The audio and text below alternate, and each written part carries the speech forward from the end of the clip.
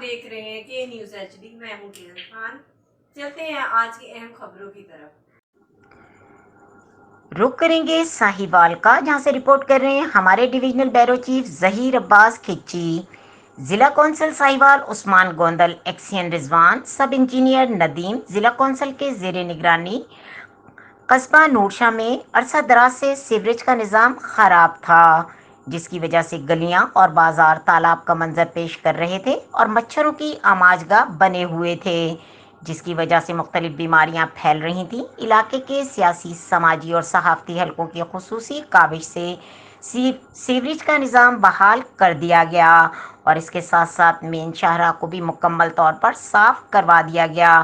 مین شاہراہ مستان شاہ روڈ، جس میں متعلقہ یونین کونسل کے ملازمین نے اپنا اچھا شہری ہونے کا ثبوت دیا اور علاقے کے لوگوں کو صاف ستھرا ماحول فراہم کیا گیا۔